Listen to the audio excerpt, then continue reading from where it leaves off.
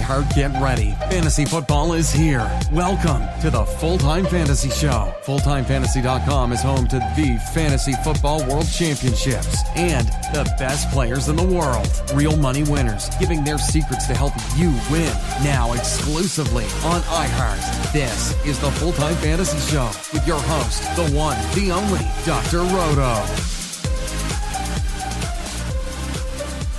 Hey everybody, it's Dr. Roto. Get out the insurance cards, get out the copay. The office is open, my friends. All right, it is time for us to do the Houston Astros podcast preview. So this is a tough one for me because, look, the Astros are a good team, but there's issues. There's issues. These guys are cheaters. It's fact.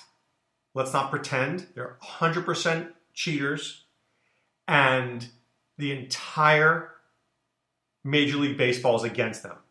There are over-unders right now about how many times they're going to get thrown at this year. And I might bet the over. I think these guys are angry, and I don't know whether any of them really owned up to it. I mean, Altuve, come on, stop with the wife's thing, and she doesn't want me to see my thing, and Correa defending him. Guy's guilty. They're all guilty. I mean, it's really nauseating. It really is nauseating.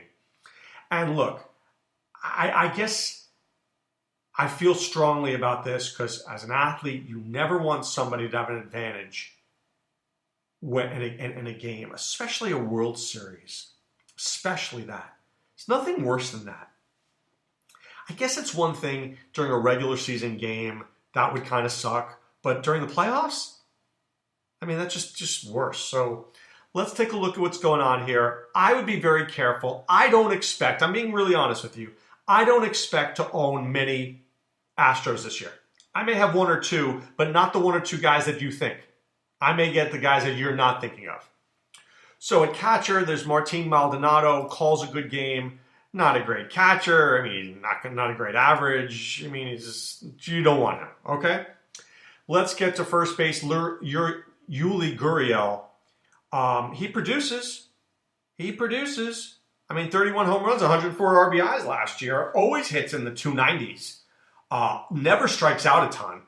Just a good hitter. I don't think that power is exactly what you think it is, but he's a solid hitter. He going into last year was a 20-80 kind of guy, and then he exploded, which I don't expect. If you're asking me, gun to my head, do I think Jose Altuve finishes the year healthy? I'm going to say no. I think somebody's going to hit him. I think somebody's going to break something. And I think Jose Altuve is going to miss some time. I do. I don't mean to be negative. I apologize for that. I do. But I just don't know whether or not he's finishing the year healthy. I'm not buying it.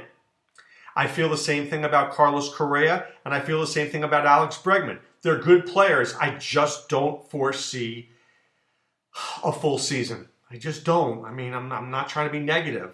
But Correa went from a guy who was a first-round player to a guy who just can't find himself at the plate, can't stay healthy. If he could just stay healthy, he could get back to where we want him to be. But I think he's a third, fourth-round player. Look, I like Bregman too. I think this guy's got some big power. He's a really good hitter. I mean, the guy walks more than he strikes out. Who can say that? But look, am I taking him in the first round? No, I'm not taking any of these guys in the first round. I'll take him in round 2. If Bregman falls to me in round 2, fine, I'll take him. I won't like it. Altuve, the same thing. Not Carlos Correa. Now, I'm going to give you a name of a guy, 2 names. First, Almides Diaz. Guy can play anywhere. And if you remember, he played for the Blue Jays and had a very good year a couple of years ago. He had like 18 home runs, and a couple of years before that, he played well for the Cardinals. So if this comes to fruition like I'm thinking, maybe Almides Diaz might play a little bit. And take a look at Miles Straw as well. Miles Straw has maybe the most speed in the entire major leagues. He qualifies at shortstop. He can play a little outfield too. Maybe Diaz and Straw are more involved than we think. Just throwing that out there. In the outfield, You've got Michael Brantley in left. Michael Brantley is just a professional hitter. Hits 300, hits about 20 home runs, hits about 80 RBIs. He's just real good. In center, there's George Springer. George Springer is never going to have the speed that I hope that he would have. But look, the guy's got big-time power, and the guy hits for a solid average, and there's nothing wrong with him. He's a leadoff hitter, and he scores a ton of runs in this lineup. So I'm on board with George Springer. The problem with baseball is actually what happens in right field here. Josh Reddick is going to start the year right as the outfielder, starting right fielder. But is he the best guy? No. Kyle Tucker is. Kyle Tucker needs to be starting.